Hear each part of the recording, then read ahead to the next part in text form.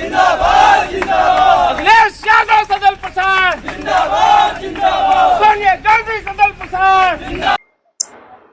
धन्यवाद आप सभी लोगों को। बहुत अच्छा सवाल किया आप लोगों ने। वो गारंटी 2024 में जबरदस्त ढंग से टूटने जा रही है। जैसे 3 बार हैट्रिक मारने वाले सांसद यहाँ से कांग्रेस पासवान जी, क्या आप इस बार उनको मात दे पाएंगे?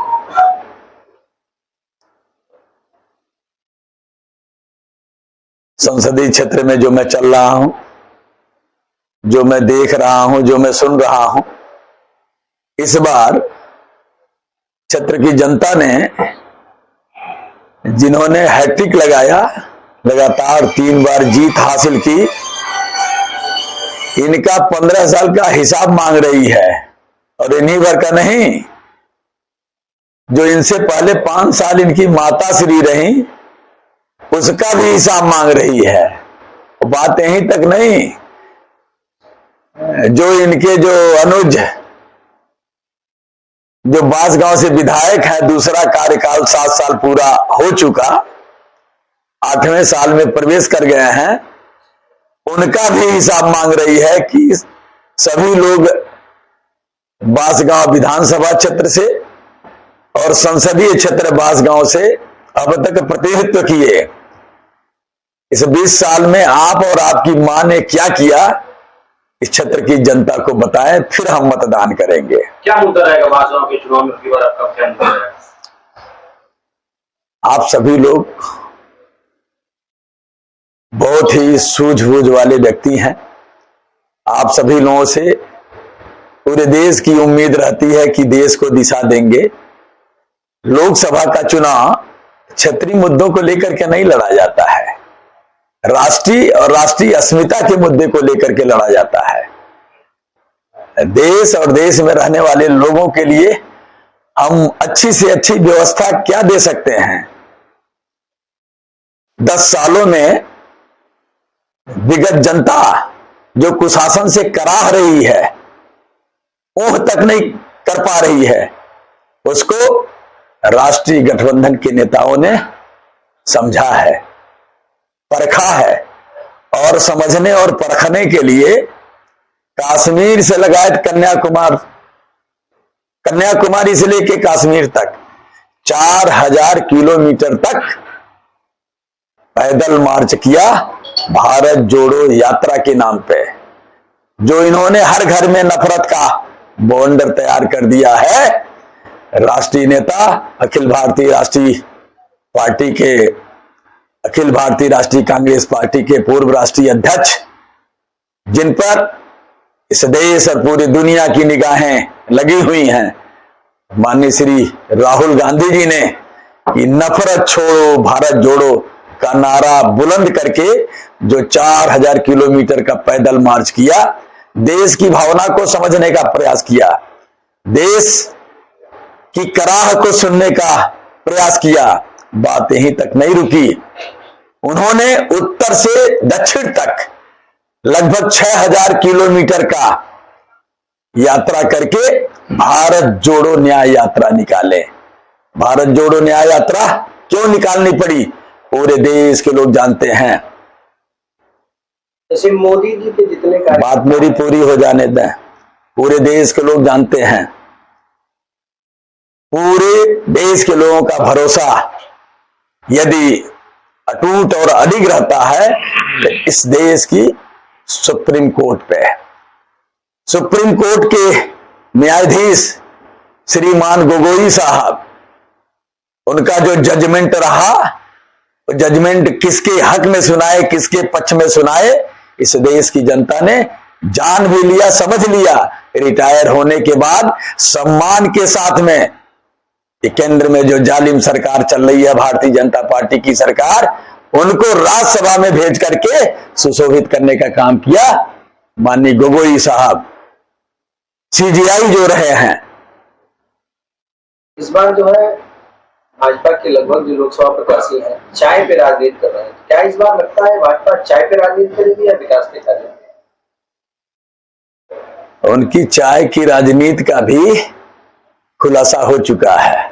जैसे बंबई में एक धोबी तालाब है, बंबई का धोबी तालाब देखो,